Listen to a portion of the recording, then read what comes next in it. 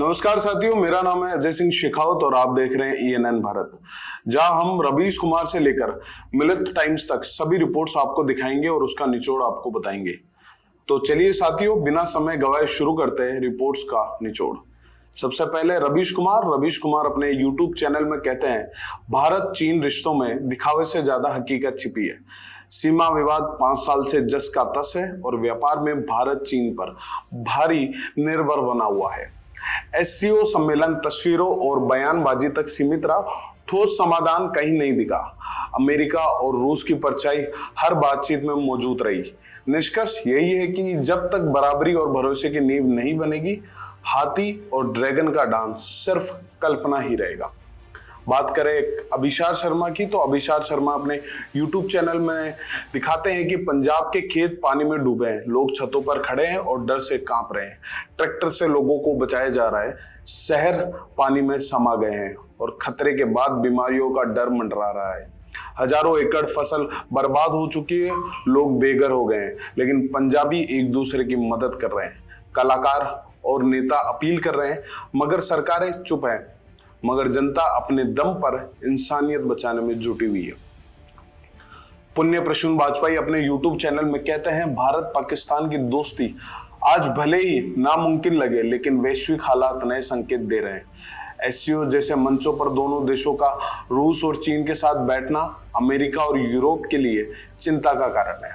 भारत और पाकिस्तान अपने अपने हितों के अनुसार अमेरिका, रूस और चीन से रिश्ते निभा रहे हैं। बरखा दत्ता ने अपने YouTube चैनल मोजो स्टोरी में दिखाया कि भारत, रूस और चीन की नजदीकियां बढ़ रही है। वहीं अमेरिका ने भारतीय प्रोडक्ट्स पर 50% टैरिफ लगाकर बड़ा झटका दिया है। टेक्सटाइल और हैंडीक्राफ्ट एक्सपोर्ट्स के लिए यह संकट है, लेकिन छोटे कारीगरों का मानना है कि घरेलू मार्केट भी अब तैयार है। नई पीढ़ी को नए डिजाइन और रंग पसंद है और यही भारत की ताकत बन सकती है आने वाले समय में।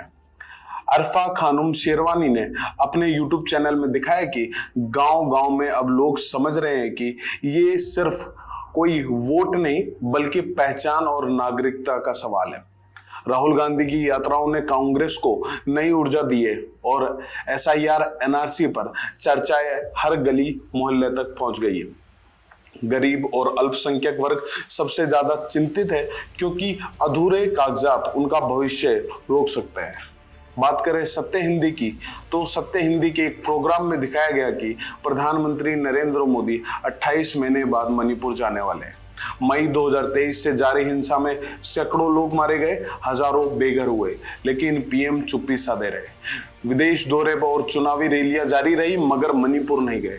विपक्ष का सवाल है, क्या अब ये दौरा जनता के दर्द के लिए यहाँ सिर्फ एक राजनीति है? इतिहास गवाह है कि नेहरू और गांधी संकट की घड़ी में लोगों के बीच खड़े होते थे, लेकिन मणिपुर की त्रासदी में प्रधानमंत्री की गैर मौजूदगी उनकी छवि पर गहरी चोट है। द प्रिंट के एक प्रोग्राम में दिखाया गया कि भारत सरकार ने GST में बड़े सुधारों की घोषणा की है।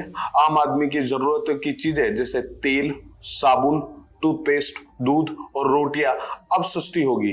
दवाइयों, कृषि उपकरणों और नवीनीकरण ऊर्जा उपकरणों पर भी टैक्स घटाया गया है। वहीं लग्जरी और तंबाकू उत्पादों पर 40% तक GST लगाया जाएगा।